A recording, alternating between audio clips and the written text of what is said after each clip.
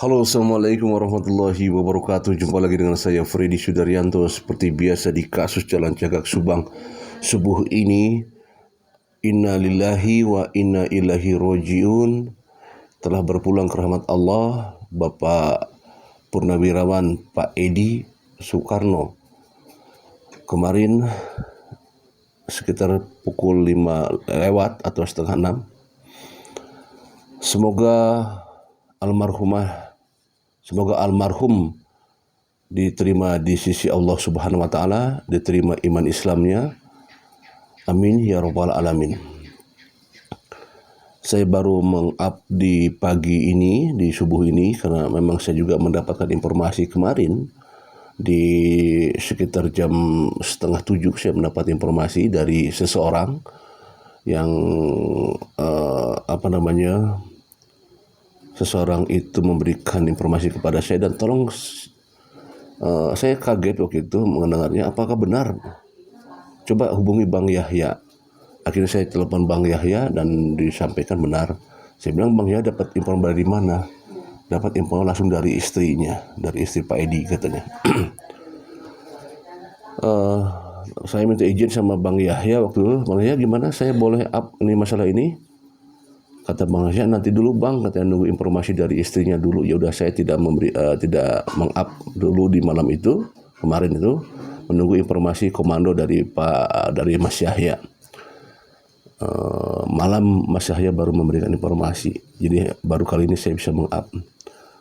Ya, sekali lagi, Pak Edi adalah salah satu saksi di mana beliau adalah saksi dari yang memang cukup berani untuk memberikan beberapa statementnya, karena memang hal-hal yang disampaikan adalah memang sesuai informasi-informasi yang krusial ya.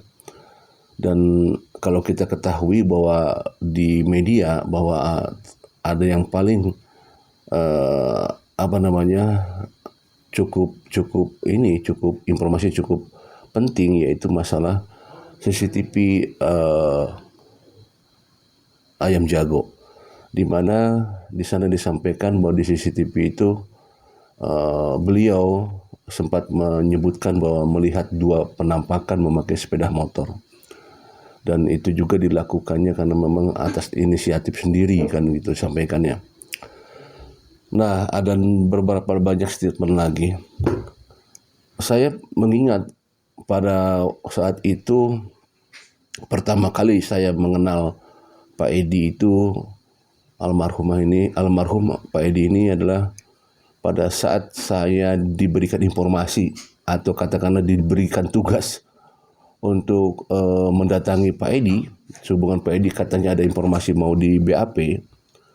Kemudian saya berangkat ke Polda Jabar waktu itu dan saya bertemu dengan Pak Edi di sana. Ternyata setelah ditunggu-tunggu kok tidak ada tidak ada penampakan Pak Edi waktu itu ya.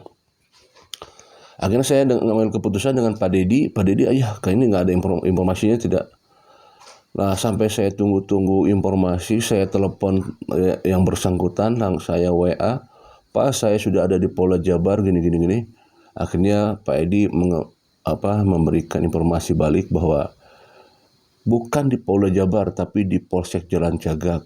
Oke, langsung akhirnya udah saya dengan Pak Edi berangkat meluncur ke Polsek, dari Polda meluncur ke Polsek, nyampe di Polsek sekitar jam 11 kalau tidak salah waktu itu. Dan saya menunggu, katanya memang sedang di BAP, sedang proses pemeriksaan Pak Edi bersama, kalau tidak salah waktu itu bersama Bang Uci ya, kalau tidak salah ya, dengan Bang Uci ada proses pemeriksaan.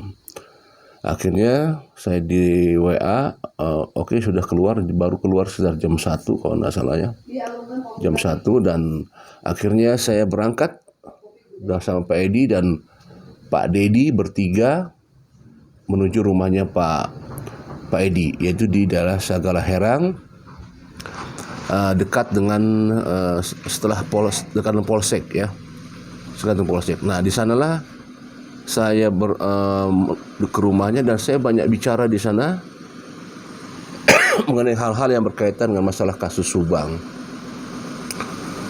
beliau terus banyak membicarakan. Ada hal-hal yang disampaikan di sana, yaitu masalah disampaikan bahwa dia mengalami yang namanya seolah-olah dia selalu ada yang membuntuti gitu ya dalam pembicaraannya beliau tuh, bahwa tidak menutup kemungkinan bahwa dia akan diikutin dan lain sebagainya.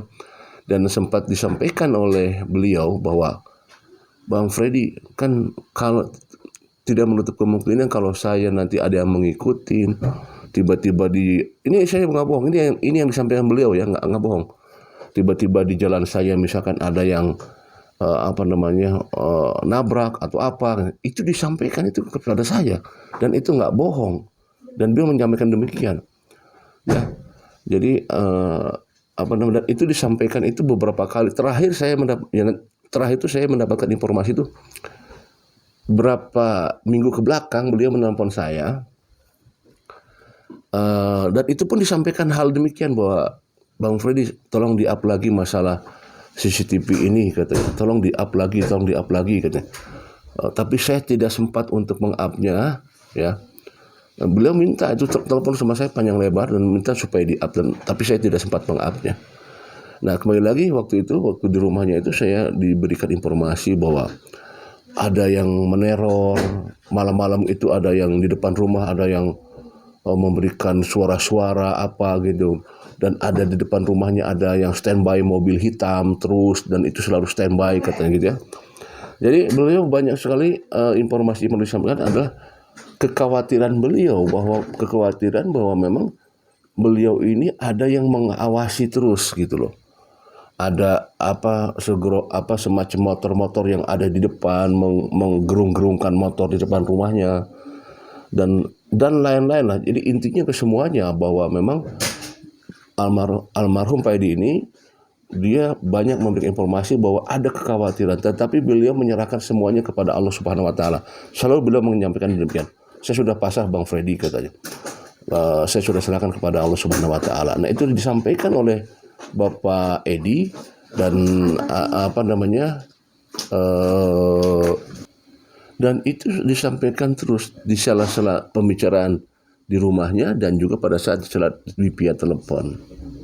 Jadi memang terakhir saya mendapatkan berhubungan dengan Pak Edi itu waktu beberapa minggu ke belakang itu, beliau meminta saya untuk meng-up lagi masalah CCTV itu. Seperti itu, dan ada hal-hal yang lain yang disampaikan. Tetapi memang tadi saya sampaikan bahwa memang intinya bahwa beliau merasa ada kekhawatiran. Jadi berangkat selalu ada yang mengikuti. Jadi beliau selalu mengatakan demikian. Ini saya tidak mengada-ada ya. Ini yang beliau sampaikan. Jadi, dan itu pun disampaikan bukan hanya kepada saya, tetapi disampaikan juga kepada rekan-rekan saya, kepada Mas Yahya, juga kepada Bang Heri ya. Bang Heri Susanto, karena Bang Heri Susanto kan dulu sempat mewawancarai beliau ya. Kalau saya waktu itu sempat minta diwawancarai, tapi beliau tidak mau. Jadi pada saat saya datang ke rumah dengan Pak Dedi itu, saya minta wawancara, tapi beliau belum mau wawancara dengan saya. Akhirnya ya udah malam waktu sore itu saya minta pulang. Ya udah Pak, kita permisi pulang, pamit. Akhirnya pulang. Dan memang dapat cerita dari Pak Edi itu saya cukup was-was juga gitu ya. Karena ternyata memang beliau ada kekhawatiran terus di setiap yang pembicaraan itu beliau ada kekhawatiran. Ya ada yang seperti ada yang katanya ya tadi teriak-teriak di depan rumah, ada motor yang mengikuti, ada mobil yang standby di rumahnya terus yang nggak jelas. Ya jadi beliau menyampaikan itulah. Tapi itu beliau hanya menyampaikan bahwa saya sudah serahkan pada yang di atas Pak Freddy kan gitu. Ya sekali lagi dengan kita baru dapat informasi bahwa katanya kecelakaan ya, beliau kecelakaan dan kalau tidak salah bersama istrinya ya, dan istrinya katanya selamat. Katanya kecelakaan tunggal. Saya belum dapat informasi yang seperti apa. Nanti barangkali saya akan coba menghubungi Mas Yahya, karena Mas Yahya yang berkomunikasi dengan istrinya ya. Akan seperti apa nanti informasinya kita tunggu saja. Ya apakah ini berkaitan dan tidak, kita jangan dulu berpikiran terlalu jauh ya. bahwa ini memang sudah takdirnya ya, dan kita berusaha untuk husnudzon, berbaik sangka ya, walaupun ada cerita-cerita di belakang Pak Edi sebelumnya masalah bahwa beliau ada kekhawatiran diikuti dan sebagainya, ya mudah-mudahan ya kita serahkan semuanya satu pada proses. Mudah-mudahan ini ada proses penyelidikan dari Polda Jabar ya, mudah-mudahan, karena ini kan beliau adalah purnawirawan. Ya mudah-mudahan ada proses pemeriksaan untuk masalah ini.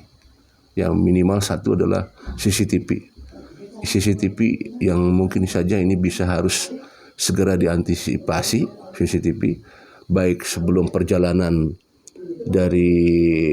karena itu perjalanan pulang menuju Sagarherang ya.